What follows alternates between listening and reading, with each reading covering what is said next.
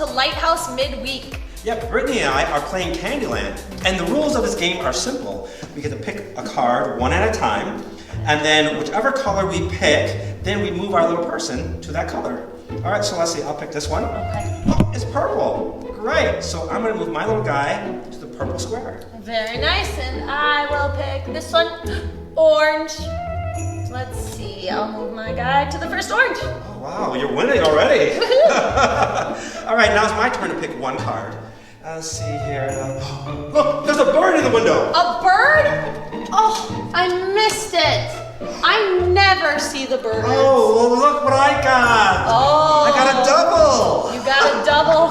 Those Yeah, are so I get to move to two different purple spots. 1, 2, look at that. You're way ahead of me now. Maybe I'll get a double, I think. Okay. This one. Oh, one green. Oh, there you go. Okay. That's pretty good. All right, let's see. I'll pick one more here. The bird's back. What? The bird? I missed it again? Are you? Oh, look! I got an ice cream cone! Great, now that's almost all the way to the end. Whoa, look at that! All right. Ed, you cheated. I saw you. I'm gonna take that card. You can't cheat like that. You have to go back to there. No, wait a minute. That's my card. You can't move my piece. Yeah. No, I'm gonna go back and keep this card. This is You my card. cheated, Ed. You should go all the way back to the beginning. Oh, you know, I'm not having fun playing this game anymore. I'm not really either. You know, neither of us are behaving very well, and I know a story in the Bible that will talk about just this. Should we go learn? Yeah, what story is that? I'll show you when we jump into the Bible. Here we go! God's story, Joseph. So part of God's story is about a guy named Joseph, and it begins like this. Once there was a guy named Joseph who had 10 older brothers and one younger one. When Joe was a boy, he was his dad's favorite. In fact, his dad liked him so much better than his brothers that he gave Joe a special gift to prove it. You can imagine this made his brothers jealous. And Joe only made things worse. He told his brothers about dreams he had where he was ruling over them. Well, this made Joe's brothers furious.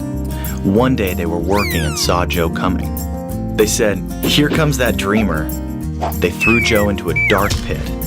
They might have left him there forever, but they met some men traveling from Egypt and sold Joe to them as a servant instead. They thought that was slightly nicer than leaving him in a pit. Then they went home and told their father Joe had been killed by a wild animal. This broke their dad's heart. Kids, these brothers were really bad news. Selling a sibling is never a good idea, ever. But the Bible says the Lord was with Joe. When Joe was a servant, he worked for a really important rich guy named Potiphar. And Potiphar liked Joe so much, he put him in charge of the whole house. Joe was happy until one day he was blamed for something he didn't do, and Potiphar sent him straight to jail. Well, God was still with Joe, even in prison. The guard decided he liked Joe so much, he put him in charge of all the other prisoners. Then God gave Joe special knowledge about dreams. When two prisoners had dreams, Joe knew what they meant, so he told them. 2 years later, Egypt's ruler called Pharaoh had a dream, and nobody knew what it meant. But by now, one of the two prisoners Joe had helped was out of jail and working for Pharaoh. He told Pharaoh about Joe, and God helped Joe figure out what Pharaoh's dream meant. But Pharaoh's dream was really more of a nightmare. It meant that everybody in Egypt would have food for 7 years, then be hungry for 7 years. Joe told Pharaoh the only way to survive was to store food during the 7 good years. Well, Pharaoh thought Joe's idea was brilliant. He put him in charge. During the 7 hungry years, nobody could eat without getting food from Joe. He was like a human vending machine. Well, remember how Joe had 11 brothers? Like everybody else, they had to get food from Joe. And when they came, they didn't even recognize their brother. But Joe knew who they were. He secretly tested them to see if they changed. After all, they did throw him in a pit and sell him. Finally, he couldn't hide who he was from his brothers anymore. He told everyone to leave the room because he was about to cry. After sobbing for a few minutes, he told them, "I'm your brother Joseph. I'm the one you sold." The brothers couldn't believe it. They had hurt Joe, but God had taken care of him during the good times and the bad. Even with everything they had done to Joe, he forgave them because he was willing to follow God, even when it was hard. Joe told them, "You planned to harm me, but God planned it for good." And God used Joe to save many lives, including the family that was part of God's special rescue plan. And that's the story of Joseph.